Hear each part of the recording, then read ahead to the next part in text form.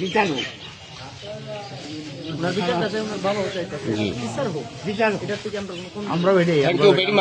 আপনাকে অনেক ধন্যবাদ। আমরা হেফাজতে ইসলামের প্রতিনিধি দল থানায় আসছি তাকে গ্রেপ্তার করার জন্য, বিচারের প্রার্থী হয়ে। সে বিশ্বনবীকে কটাক্ষ করেছে, এই জন্য সে ব্যক্তিগতভাবে দোষী। আমরা হিন্দু সম্প্রদায়ের প্রতি আমাদের কোনো ক্ষোভ নাই। আমরা এই সংখ্যালঘিষ্ঠ হিসেবে আপনাদের উপরে আমাদের কোনো এই আন্দোলন নাই।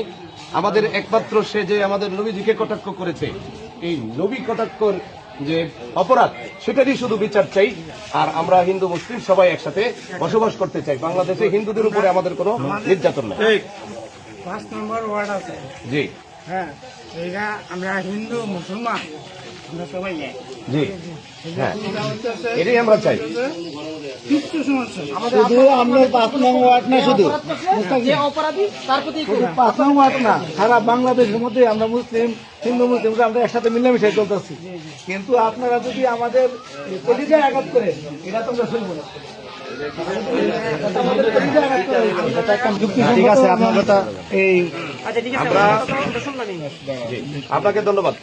শুনেন, ওনার ছেলে যতটুকু আমি জানি, আমি মুসলিম, রাজন মানে এই না, ওনার ছেলের সাথে গতকালকে মানে জানার পরে ওনারে আমি ডাকাইছি, বলছি যে আপনার ছেলে কোথায়, নিয়ে আসুন।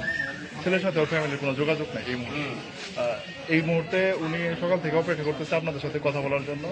রাজনৈতিকভাবে ব্যাপারটাকে যে যতটুকু না ততটুকু মানবিকভাবে দেখেন। উনি কিন্তু ক্ষমা প্রার্থী। ওনার ছেলের পক্ষ থেকে উনি বারবার বলতেছে যে আমার ছেলে ভুল করছে, এর জন্য যেন আমার উপর জন্য কোনো ধরনের আঘাত না আসে। আর আপনি ওনার সাথে আরো ব্যক্তিগতভাবে কথা বলে দেখেন। ওনার ছেলে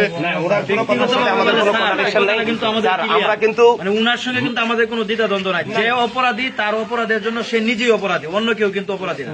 সুতরাং উনার সাথে আমরা কাঁধে কাঁধ মিলিয়ে চলো, উনার কোনো ক্ষতি হবে না। শুধু যে অপরাধী তার বিচার চাই আমরা।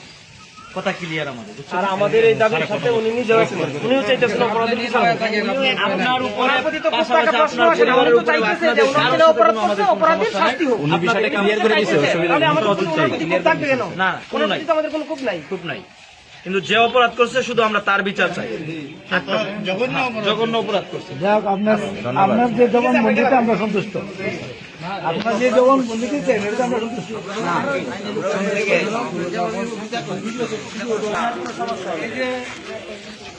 আপনারা সাথে তো আমরা শুরু থেকে চলাফেরা করি।